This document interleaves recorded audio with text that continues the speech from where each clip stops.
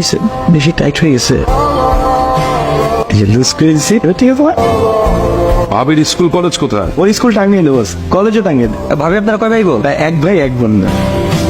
তোমার তো এমনি ঠান্ডা ছিল, 2 দিন ধরে আসতেছিল, ঠান্ডা কেন খাইতেছে? আমি তো কফি অর্ডার করছি, কফিটা খাও, ওয়াশরুম যাবার।